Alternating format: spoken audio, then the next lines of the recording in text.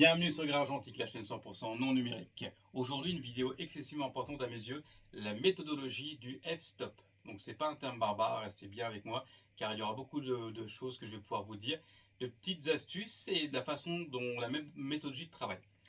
Donc c'est pas pour vous expliquer en détail hyper approfondi ce qu'est cette méthode, mais vous brosser en gros ma façon de travailler et mon approche par rapport à cette méthode. Commençons d'abord par un petit peu d'histoire. Cette méthode a été inventée par Jen Nocon. Je vous mettrai en lien dans les descriptifs une vidéo qui le concerne par rapport à l'interview qu'il a réalisée, ainsi qu'un livre excessivement intéressant sur lequel il parle en détail du f-stop. L'avantage, c'est quoi? C'est de travailler d'un petit format et de pouvoir le refaire sur un beaucoup plus grand format sans avoir à passer par une tonne de bandes test. Donc, gain de temps, gain d'argent, surtout au vu du prix du papier actuel. Donc c'est pour ça que cette vidéo vous donnera et vous expliquera différentes petites astuces qui seront expliquées tout au long de cette belle vidéo. J'espère en tout cas. Alors, on va rentrer dans le vif du sujet. Cette approche, elle est vraiment basée sur la progression géométrique des temps d'exposition en utilisant les fameuses IL, l'indice de lumination, qui vise à assurer une constance entre les écarts de densité sur une bande d'essai. Vous soulignez donc la différence qu'il peut y avoir avec une progression arithmétique et comment cela peut affecter la perception des densités sur le tirage final. N'ayez pas peur, je sais qu'on rentre dans un détail un peu plus technique, mais c'est excessivement important de pouvoir aborder ce sujet-là. En clair, cela consiste à l'application d'une échelle de progression des fameuses IL à l'échelle de progression des durées d'exposition sous agrandisseur. Au lieu de faire par exemple un palier constant de 5 secondes, cela se fait en doublant le temps afin de voir ou non l'éclaircissement du papier. Alors, le fait de choisir une progression des temps de pause qui suit la loi physique et de la sensitométrie, ainsi que de l'appliquer à l'échelle des fameuses IL, semble offrir une méthode cohérente pour obtenir des résultats prévisibles, cohérents, dans le processus d'un tirage photographique argentique noir et blanc. En outre, vous mettez en avant la facilité de mesure des corrections nécessaires en fonction du temps de base, vous offrant ainsi une approche systématique pour ajuster les tirages en fonction des besoins spécifiques de l'image. Cela montre également que la méthode f-stop ne se limite pas simplement à l'application de la progression des temps d'exposition, mais qu'elle peut être un outil pour exprimer de façon claire les relations entre les zones d'exposition pour différentes zones d'image. Cela permet également une progression régulière des densités d'une zone à une autre lorsque l'on fait des bandes test. Il faut aussi bien penser que lorsque nous développons pour les hautes lumières, ce que nous faisons avec un agrandisseur, au départ, on travaille et on expose pour les basses lumières. Si vous poussez une pellicule de 400 à 800 ISO, à 800 ISO, vous allez perdre du détail dans les ombres. D'où le fait de bien exposer pour les ombres afin de conserver du détail et de les retranscrire sur votre papier argentique. L'utilisation de la méthodologie f-stop se fait de façon récurrente et régulière, sans que vous puissiez peut-être même le savoir, avec l'objectif de votre appareil photo, avec les différents paliers de diaph que vous utilisez. Tout ça, c'est une question de temps que vous laissez plus ou moins rentrer sur votre capteur ou sur votre papier. L'objectif de votre agrandisseur, de 8, 4, et ainsi de suite. Tout ça, c'est des quantités de temps que vous laissez directement passer sur votre papier ou sur le capteur de votre appareil photo numérique ou et surtout argentique, évidemment. Je vais vous montrer donc des bandes test afin de déterminer un fameux temps de base. Faire un tirage de base avec le temps déterminé. Définir après donc le maquillage nécessaire, faire un tirage définitif et indiquer dessus les temps de base et les maquillages au niveau des différents temps. On rentrera dans la formule pour pouvoir agrandir après directement votre papier de petit format à grand. C'est un peu comme l'inverse du carré. Plus on éloigne notre source lumineuse de l'agrandisseur, moins il y a de lumière qui arrive directement dessus. On comprendra la longueur de notre négatif et non pas du papier. On rentrera un peu plus dans ce détail-là. On détaillera la formule afin d'appliquer le coefficient, que vous pouvez tout à fait retrouver évidemment dans le livre de Philippe Bachelier, noir et blanc. Mais c'est bien de connaître un petit peu la structure de cette formule-là, c'est excessivement important. Donc on se rapprochera donc donc après du tirage final. On prendra évidemment en compte le temps de séchage, car on va gagner un petit peu, on va l'assombrir légèrement. Et à partir de ceci, pourra même apprendre, c'est un grand mot, je vous expliquerai comment calibrer les différents papiers et différentes tailles de papier que vous avez par rapport à un tirage prédéfini, un tirage dit de référence par rapport à une boîte sur laquelle vous allez pouvoir peut-être travailler en premier et agrandir votre tirage derrière. Donc le fait de choisir une progression de temps des temps de pause qui suit les lois de la physique et de la sensitométrie, afin que je l'applique à l'échelle des IL, semble pour moi offrir une méthode cohérente pour obtenir des résultats prévisibles et cohérents dans votre processus de tirage photographique noir et blanc. Donc le blabla, c'est parfait. Maintenant, on rentre dans le vif du sujet. Je vous montre comment j'ai paramétré ma première base de papier et comment à partir d'ici, je peux obtenir des tirages beaucoup plus grands sans passer par banc de test. Et ce, grâce à la méthodologie du f-stop. Rentrons maintenant dans le vif du sujet. Pour ceux qui ont un analyseur ou même un autre compte pause, évidemment digital, c'est beaucoup plus facile de pouvoir paramétrer les différents pas. Donc un pas, c'est quoi? C'est la différence de temps qu'on peut avoir entre 15, 18, 21, ainsi de suite. Je vais régler le mien avec un pas de 1/4. Vous pouvez tout à fait le régler sur ce qui revient un petit peu au palier d'objectif, au palier de diaphragme que vous avez dans les différents boîtiers numériques, même argentique aussi. Un quart, un demi, 2/3, 3/4 et ainsi de suite. Donc moi le mien en tout cas est réglé directement sur le pas 1/4. À partir d'ici, ce qui se passe c'est que quand j'augmente, je laisse rentrer plus ou moins de lumière. Entre chacun, je prends l'exemple du 15, entre celui-ci, la différence entre le 15 secondes et 18 secondes correspond à 1/4 de stop. Si je rajoute encore un cran de plus, ça correspond à un demi. Si je rajoute encore un temps de plus, cela correspond à 3/4. Si je rajoute encore un temps de plus, cela correspond à un stop complet. Donc, je me permets de vous rappeler, entre chaque valeur, ici, pour moi, ici, c'est 1/4, un demi, 3/4, un stop. Voilà à quoi ça correspond. Voilà l'écart que l'on peut donc observer entre cette fameuse courbe, sachant qu'automatiquement, ce qu'il faut savoir, c'est que le temps est exponentiel. Ce n'est pas une ligne droite, c'est exponentiel. Donc ça, c'est le premier point sur lequel je voulais vraiment appuyer. À vous de voir comment vous voulez travailler. Est-ce que vous souhaitez plus ou moins d'écart entre les temps? Vous pouvez tout à fait affiner beaucoup plus en détail si vous vous rapprochez donc de 1/3 au lieu d'être directement sur 1/4. C'est une question de choix. Voici donc un tirage qui a été fait. Déjà, le papier. C'est un 13-18. C'est ma base, c'est mon papier de référence. Je commence maintenant à travailler directement sur un petit papier de format beaucoup moindre, car celui-ci est beaucoup plus accessible en termes de prix, et je peux beaucoup plus travailler après et définir le maquillage qu'il va y avoir au niveau du tirage. Donc c'est plus intéressant que de travailler directement sur un 30 par 40. Si vous en avez éventuellement une pelletée, et que c'est votre choix, aucun souci. Mais la méthodologie de travail est surtout de gagner de l'argent et donc du temps. Donc j'ai défini, avec la sonde, le temps de référence que lui me donnait. La confiance n'empêche en rien le contrôle, loin de là. Donc, 1 grade 0 à 25,9 secondes, temps de référence, puis 1 grade 2 à 31,2 secondes, pour un format de 18-24. Donc je me suis basé sur ce tirage-là, j'ai écouté ce qu'il me disait, mais comme je l'ai précisé, la confiance n'empêche pas le contrôle. À partir d'ici, je refais des bandes test. J'ai refait une bande test pour le haut, que je vous présente tout de suite. Voilà, elle est là. Donc, j'ai pris mon temps initial, qui était indiqué, en grade 0, en grade 2, et de là, j'ai retiré, on voit bien ici, on a les deux écarts ici. Donc là, j'ai retiré, comme on l'expliquait tout à l'heure, l'écart qu'il pouvait y avoir, j'ai retiré un demi-stop. Donc, 2 fois de temps, ce qui me correspond à 20. J'étais initialement à 31 secondes.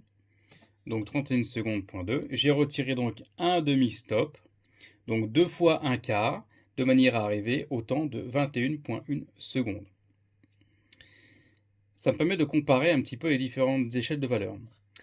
Sur le ciel, j'ai fait la même chose, à part que j'ai rajouté un stop complet 4 fois la valeur de départ qui était indiquée. Toujours en ayant bien sûr exposé mon image à un grade 0 et à un grade 2. Alors l'avantage du grade 5, c'est quoi? C'est que ça me permet de gagner et de travailler uniquement sur les basses lumières et non pas sur les hautes lumières. Et ça me permet de faire ressortir vraiment au niveau du ciel toute la partie, toute une densité que nous n'aurions pas, une certaine texture. Après avoir fait ceci, même punition pour le bas. Donc là c'est pareil, j'avais ma référence centrale qui est ici, vous voyez, qui est assez sombre. J'ai retiré un demi-stop à 21,6 secondes et j'ai rajouté un demi-stop en plus, donc ce qui correspond en termes de temps à 45 secondes. Donc je vous fais voir ma référence, 31 secondes, 31,2. Et d'accord. Je retire donc 2 fois un quart. Et j'arrive à 21,6. Je reviens à ma référence, 31,2. Je rajoute 2 fois un quart qui correspond plus un demi, un quart de plus, un quart de plus, un demi-stop, 45 secondes. Donc ayez bien dans votre esprit qu'à chaque valeur que vous passez, c'est un quart de plus en termes de temps. Voici donc le tirage final. Il est là. Comment j'y suis arrivé? Par rapport à ce que j'ai défini initialement, donc je ne sais pas si vous voyez très bien ici, j'ai enlevé ici, toute cette partie-ci, j'ai retiré un demi-stop. Sur le ciel, uniquement sur la partie, j'ai rajouté un stop de plus en grade 5, toujours en ayant donc aussi associé et en ayant exposé l'intégralité de mon tirage en grade 0 et en grade 2. Et ça donne ça. Donc voilà, la différence que l'on peut avoir entre deux tirages. J'espère que vous les voyez bien, malgré la réflexion de la lumière que l'on peut avoir. Toujours un petit conseil, indiquez derrière vraiment votre valeur de référence, vos temps de référence. Ça, c'est excessivement important. Et je peux même rajouter d'indiquer aussi la longueur de votre négatif. Comme ça, c'est fait. Je dis bien la longueur du négatif de votre tirage, pas la longueur du papier total. Parce que si vous faites des marges comme je le fais très bien, ça va pouvoir jouer automatiquement sur les futurs tirages que vous allez pouvoir faire en beaucoup plus grand.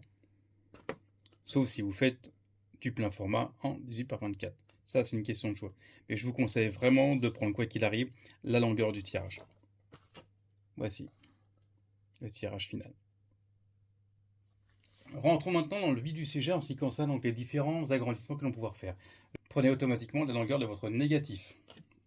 Vous avez ici votre temps de référence en 18-24 ou un tirage beaucoup plus grand sur lequel vous allez vraiment pouvoir commencer à travailler. Donc ça, c'est mon temps de référence.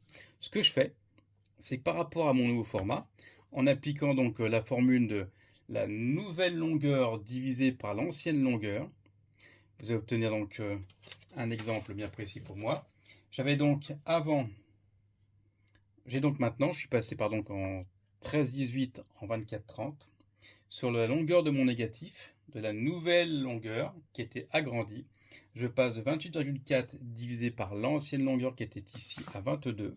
J'arrive donc à 1,29 que je mets au carré. Cela me donne un coefficient de 1,66 et à partir de ce coefficient, je peux donc modifier les temps que je prends en référence ici, où j'avais donc un grade 0 que j'ai multiplié par 1,66 et un grade 2 que j'ai multiplié par 1,66.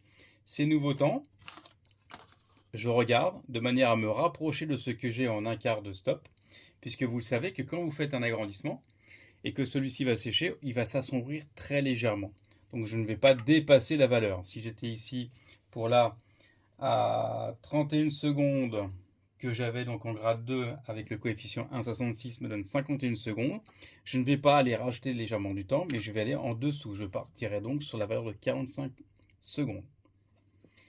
Donc ça, c'est ma base de référence. Je prends mon 24-30 et j'essaie de me rapprocher en faisant différentes bandes test de manière à calibrer le fameux papier. On parlait tout à l'heure de calibrage. Le calibrage, c'est quoi? C'est la densité que vous allez devoir rajouter, donc le temps que vous allez avoir, c'est l'écart de densité que vous avez, entre ces deux types de papier. Aussi bien du RC, ça c'est donc du RC, et ça c'est un papier barité.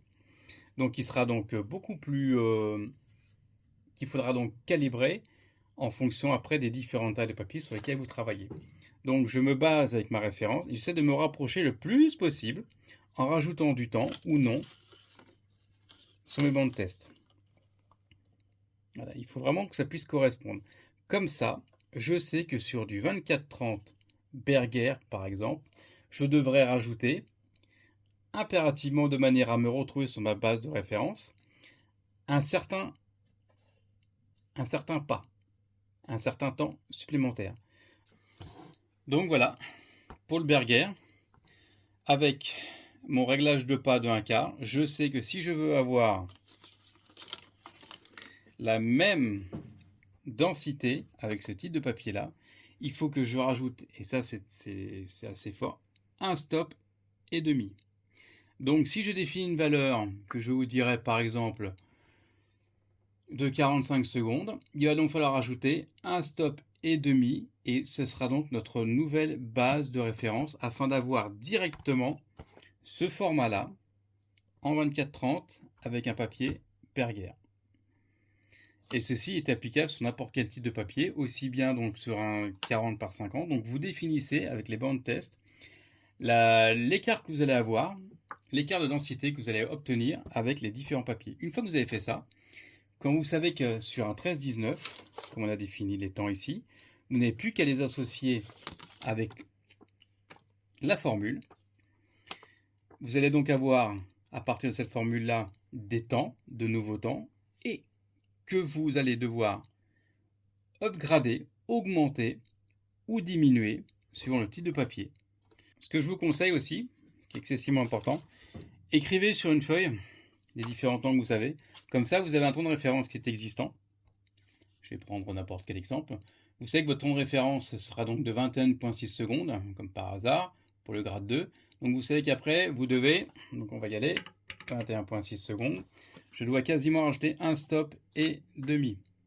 Un quart, un demi.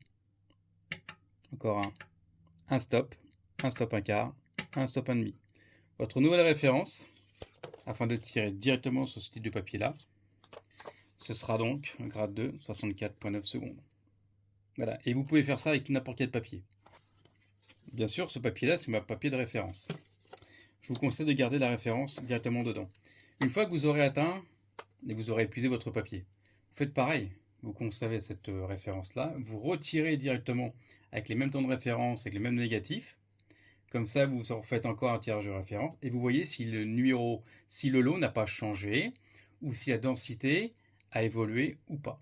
Et ça vous permet, imaginons qu'ici ma base devienne moins un quart pour une raison XY, vous retirez automatiquement moins un quart à tous les papiers que vous avez pu et que vous avez et qui ont été calibrés par vos soins.